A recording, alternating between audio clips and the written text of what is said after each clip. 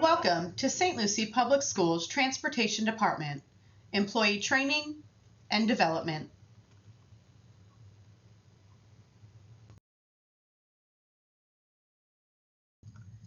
This training session will outline student management.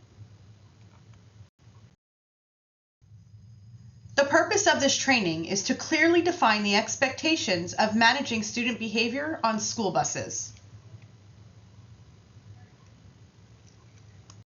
Remembering the 4 R's. Rules.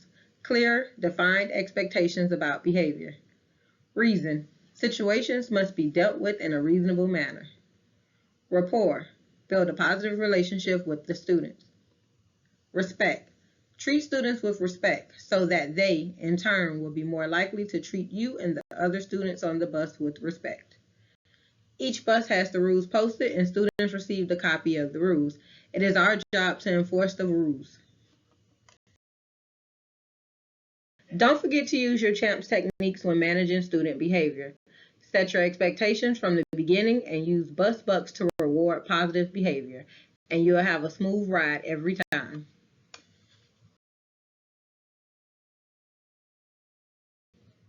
Here's a few steps to follow before writing a referral. Did you speak with the school staff for assistance? You can ask any administrator on the bus ramp and they can board the bus to assist you with student behavior. Did you contact the parent or guardian? You can call the parent or even send a note home regarding their behavior. Parents should be partners in managing student behavior. Did you ask your area manager for help? Don't forget, managers are an extra resource for us to help manage the behavior on the bus.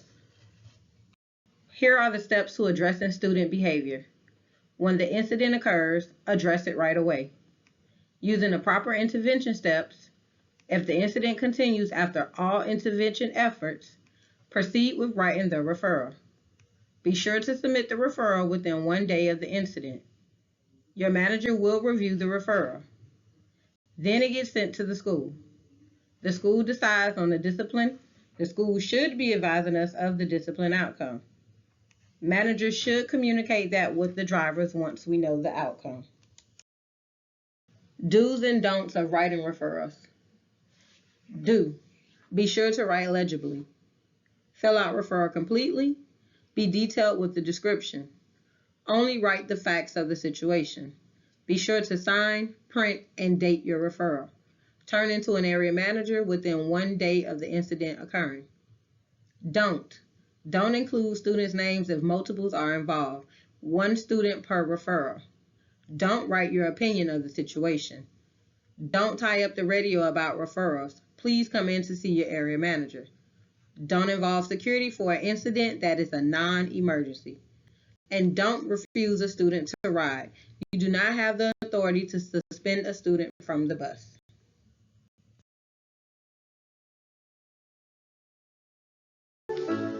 Let's review some common questions and answers. Can I return to a school if a student is not obeying bus rules? Absolutely not. Once you depart from the school, you're not to return unless instructed by management or a member of security. What should I do if the student won't sit down? They're constantly yelling and stomping their feet. Try these techniques. First, you'll need to reinforce the rules. Advise the student you're going to have to pull over the bus and wait till they are seated in order to continue. Second, pull the bus over and reiterate the rule. Inform the student if they do not sit, you'll need to contact their parent and write a referral. Spend a few minutes trying to manage the student behavior. Then, you can try calling dispatch or a manager to have them give instructions over the radio. We've seen this work in the past.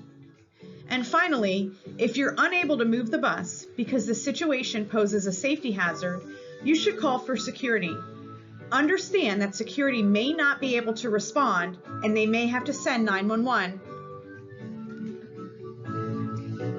If a physical fight occurs, am I allowed to intervene? The reasonable force policy allows you to defend yourself and other students. There's more information on this online, or you can speak to a manager. And lastly, are students allowed to have cell phones while riding on the bus? Yes, In fact, they are. Students can use their cell phone on the bus as long as it does not become a safety distraction. If it does become a safety distraction, ask them to put it away. But you cannot take away a student's phone.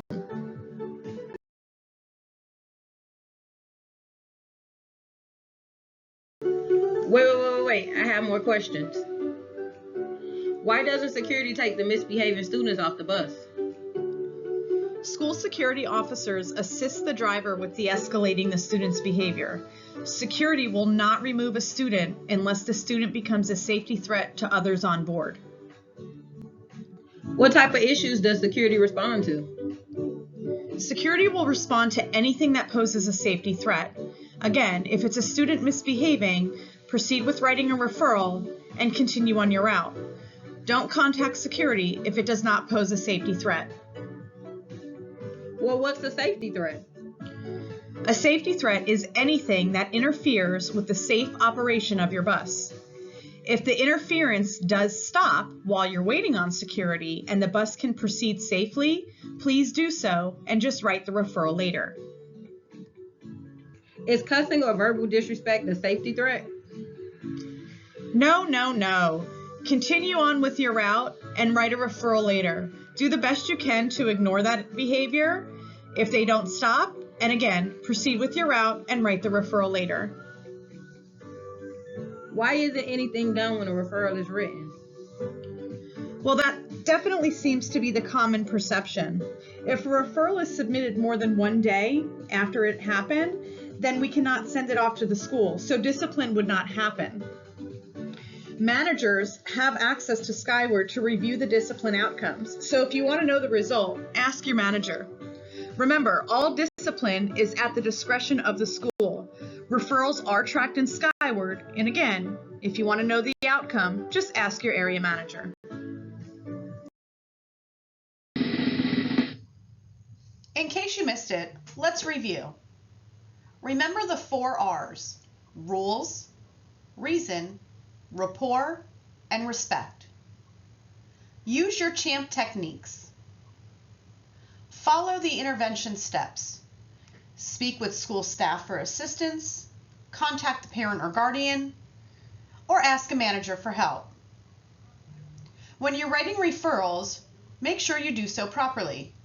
Write clear, one student name on the referral, only list the facts of the situation, no opinions, and make sure you turn it into your manager within 1 day of the incident occurring, or it will not be processed. Remember, the reasonable force policy allows you to defend yourself and others, and if you need more information, please visit our website or speak with an area manager. Students are permitted to use cell phones on the bus as long as it did not become a distraction. And you do not have the authority to refuse a student to ride.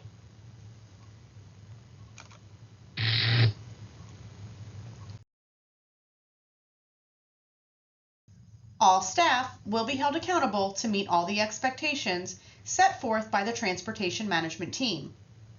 Failure to meet these expectations may result in disciplinary action up to and including termination of employment.